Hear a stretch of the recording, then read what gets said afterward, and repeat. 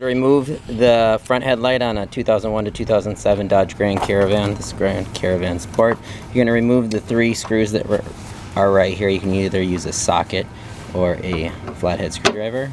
So here she is removing those. And it works nice to set those somewhere, so we're just going to set them up here. Next, you'll pull the light assembly out, you'll tip that down, and then you're going to unscrew the back of the light. Pull the light bulb out. You'll have to wiggle it. It should be sealed in there tight. So next what you're going to do is you need to remove these little clips here. You can either pull them back by hand and then pull out, or you can use a screwdriver. And you got to be a little bit stronger here, so I'm switching with her. And we're going to pull that out. Next you're going to take your light bulb, and you don't want to touch it, so it's good to wear gloves or just be extra careful not to touch the glass.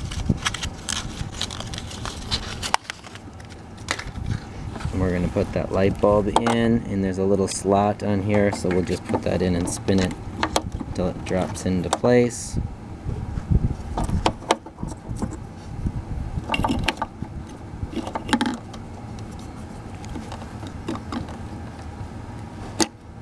Click that light bulb in, so now we've sealed the back, and then we're going to put this guard in. So once we have that all installed, we'll just slide it back together, and we're just going to set our screws here.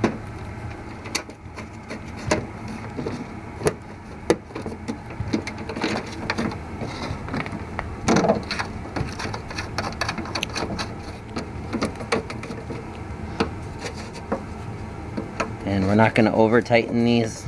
We don't want to break anything, so just get them extra snug and you're good. And then next thing you're going to do is check the lights. Are they both on? Mm-hmm. Once you know they're both working, you got them all switched up. And as always, please like and subscribe. Thanks for watching. Appreciate it.